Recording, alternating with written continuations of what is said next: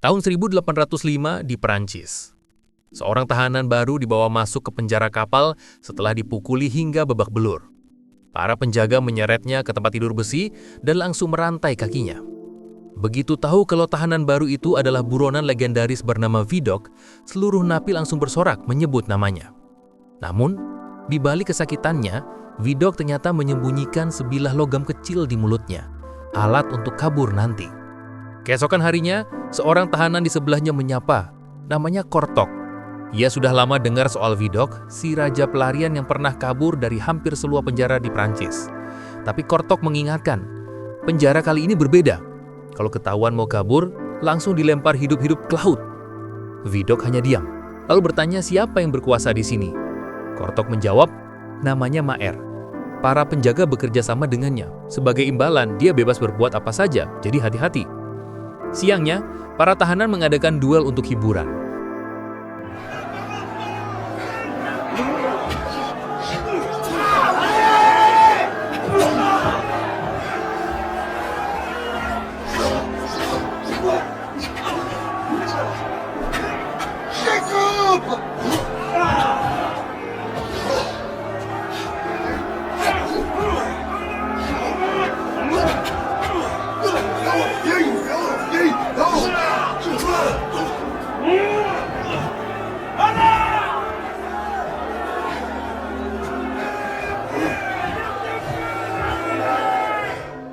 Di tengah kekacauan itu, Maer memerintahkan anak buahnya membunuh Vidocq yang sedang tidur.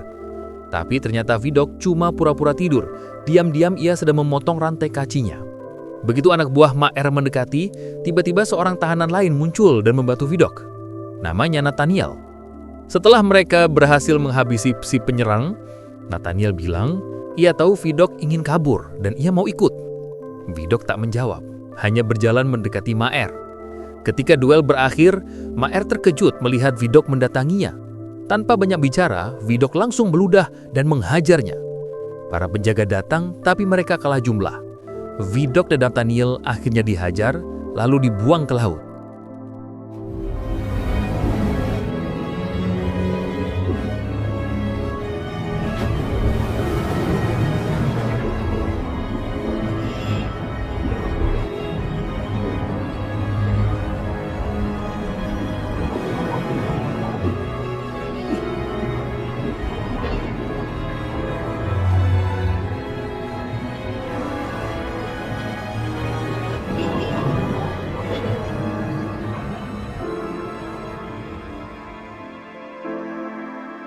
Empat tahun kemudian, di sebuah pasar Paris, Vidocq sekarang hidup sebagai pedagang kain. Saat melayani pembeli, ia melihat seorang wanita bertingkah mencurigakan. Wanita itu bernama Annette. Tak lama kemudian, seorang polisi bernama Dubillard menangkapnya. Vidocq membela, dan karena tak ada bukti, Dubillard terpaksa melepaskannya, sambil mengancam agar tak mencuri lagi di wilayahnya. Namun, ternyata Annette memang pencuri. Sebelum ditangkap, ia sempat menyembunyikan jam hasil curian di tumpukan kain Vidocq. Ketika mencarinya, jam itu malah sudah di tangan Vidocq. Ia bilang jam itu jadi bayarannya karena sudah menolong Annette. Sore harinya, saat pulang ke penginapan, Vidocq kaget. Ternyata Annette menempati kamar sebelahnya. Malamnya, di bar, Vidocq melihat Kortok lagi mencopet orang. Dalam hati ia geleng-geleng. Keluar penjara pun temannya masih belum tobat. Saat kembali ke penginapan, Vidocq melihat dua pria memukuli Annette. Ia langsung turun tangan. Dua pria itu ternyata mantan napi, juga bosnya Annette. Mereka datang menagih hasil curian. Begitu tahu jam tangan Annette diambil Vidocq, mereka memaksa Vidocq ikut merampok rumah bangsawan. Kalau menolak, mereka akan melapor ke polisi karena tahu Vidocq masih buronan. Namun Vidocq tak peduli.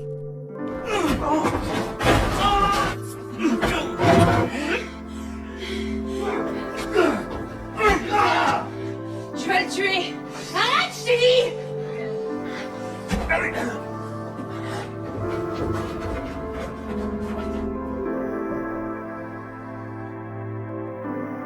Ia malah berkemas, berniat pergi dari Paris. Sebelum berangkat, Annette datang mengucap terima kasih. Keesokan harinya, Dubillard menangkap Vidocq.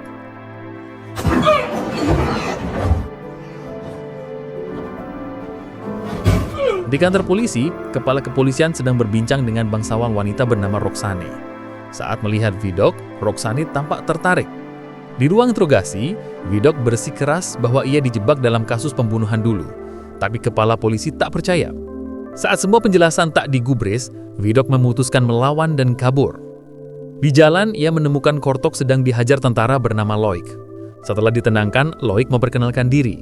Ia dulu bangsawan, tapi gelarnya dicabut karena keluarganya dituduh berkhianat.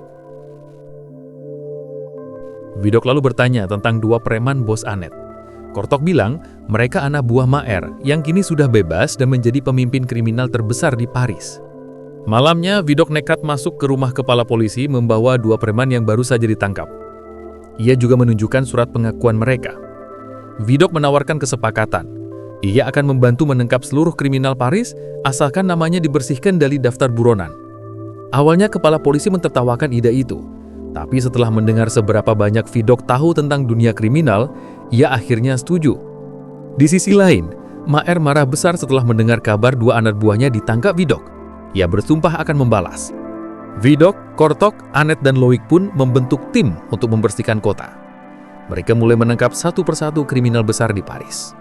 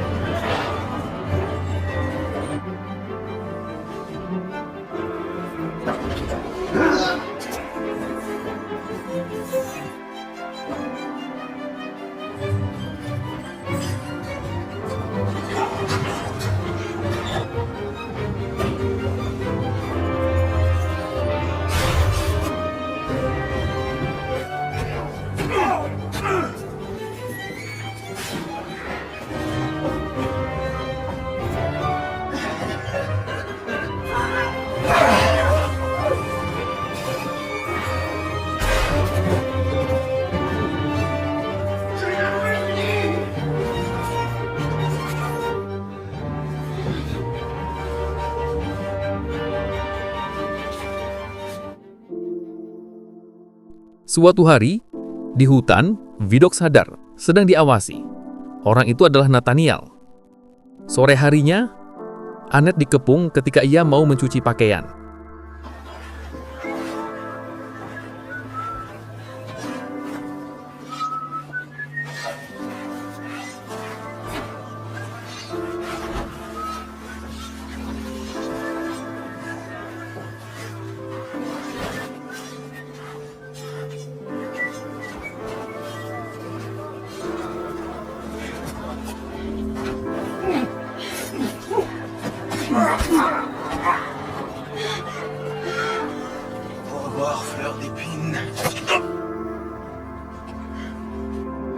Tetapi, Nathaniel dan anak buahnya berhasil menolong Anet. Kemudian ia meminta Anet menyampaikan pesan kepada Vidok untuk menemuinya besok di pasar. Keesokan hari mereka bertemu di pasar. Nathaniel bercerita kalau seluruh keluarganya kriminal. Ia bertekad jadi penjahat paling ditakuti agar hukum tak bisa menyentuhnya. Tiba-tiba, tembakan terdengar. Maer dan anak buahnya mati di tempat. Nathaniel tersenyum. Ternyata itu rencananya sendiri. Ia ingin mengambil alih posisi Maer dan menawari Vidok untuk bergabung. Vidok menolak mentah-mentah dan pergi. Beberapa hari kemudian, Vidok mendapat penghargaan dari kepolisian atas jasanya. Tapi janji untuk membersihkan namanya tak kunjung ditepati. Seorang menteri bahkan berkata, "Tak peduli seberapa hebat kamu, masyarakat tak akan menerima kriminal yang dibebaskan."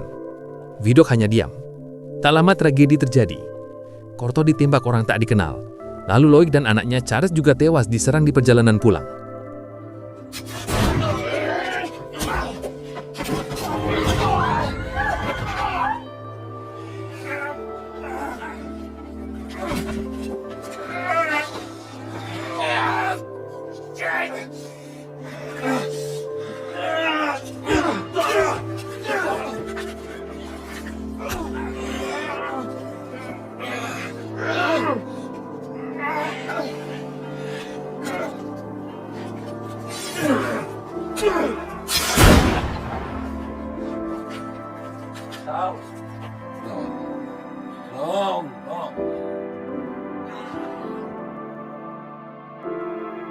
Vidok terpukul. Ia menemui Loik di gereja, tapi Loik marah dan menyalahkannya atas semua kematian itu. Merasa bersalah, Vidok pergi ke penjara menghadapi para napi yang menuduhnya pengkhianat. Dengan marah ia berkata, "Aku tidak pernah minta bantuan kalian. Kalian di sini karena dosa kalian sendiri." Semua tahanan terdiam. Malamnya, Vidok mendapat kabar kepala polisi dibunuh. Namun saat ia sampai, kepala polisi ternyata masih hidup. Vidok didobak.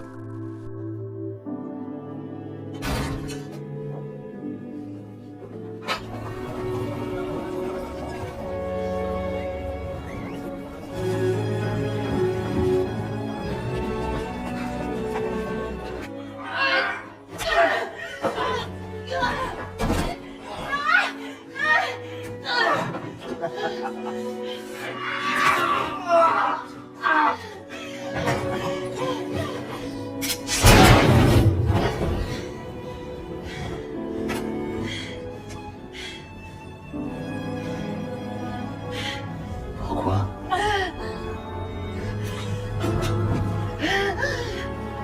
Pourquoi elle a fait ça?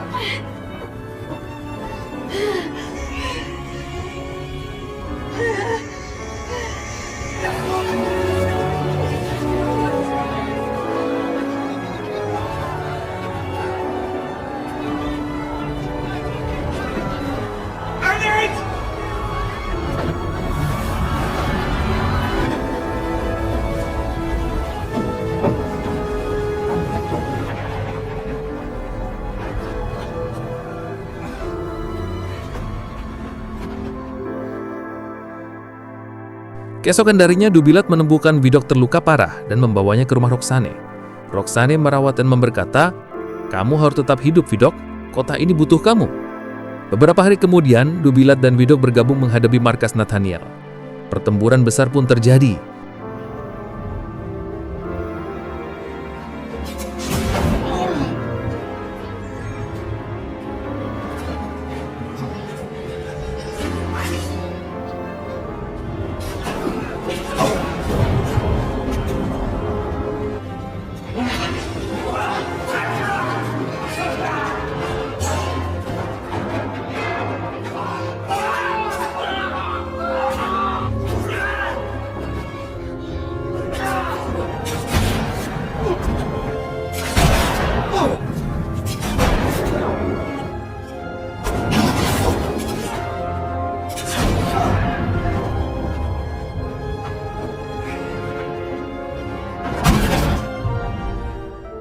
Louis gugur di sana, sementara Vidok berhasil mengejar Nathaniel hingga ke dalam gereja.